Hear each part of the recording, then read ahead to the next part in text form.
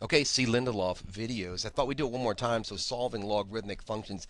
Number two. This one's a little bit messier, but it's actually really easy if you just let yourself take a deep breath and obviously memorize the rules or the properties for manipulating logarithms. And there are about six basic rules.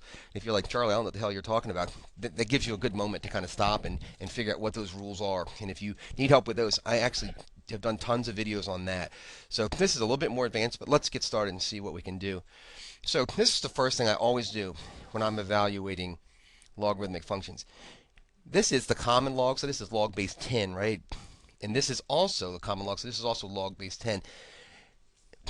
That's important because the properties of logarithms almost always, unless you're doing change of base, have to do with like bases. So before I moved on, I'm like, okay, 10 is the same as 10. They have like bases, so I can do this.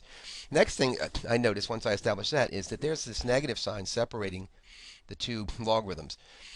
And law number 3, or property number 3, suggests that if we see a negative sign, we're allowed to take the first argument and divide by the second argument to put the logs together. So I'm going to do that. I'm going to take log, right? Log base 10. I'm not going to write that, but the log base 10. And then the first argument is x plus 6.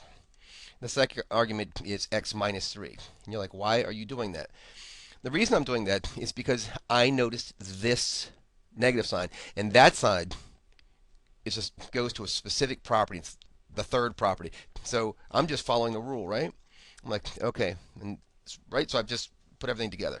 Now what I'm going to do is I'm going to exponentiate a little bit to get rid of this log. I'm going to put it in exponential form. So we talked about it just a second ago and said that the common log is, if you don't see a base here, you assume the base is 10. So what I'm going to do is to exercise this logarithm, I'm going to actually take this to that power. So now, just following the rules of exponents, I have x plus 6 over x minus 3 is equal to 10 to the first power. This 10 is this one is that one. And of course, 10 to the first power is just 10. So, that's still kind of a crappy looking answer. So I'm going to use something called means extremes theorem, otherwise known as cross multiplication. I just rewrote this so you could see exactly what I'm doing. 10 is the same as 10 over 1. And I am going to cross multiply, so I'm going to multiply this here. And 1 times x plus 6 is x plus 6. And 10 times x minus 3 is, right, 10 times x is 10x. 10 times negative 3 is negative 30, right? Now I'm just going to actually start screwing around with this and see if I can't get this, all the numbers to one side and the variables to the other. Because I have most of my x's are on this side, I'm going to take an x from both sides. And that gives us 6 is equal to 9x, right? Minus 30. So far, so good. This is just turned into just algebra, hasn't it? Going to add 30 to both sides and get 36 is equal to 9x. Divide both sides by 9, it can get x is equal to 4. And that actually works. So I hope this is helpful. If you want to, you can go back and you can plug in your number here and see if that doesn't work.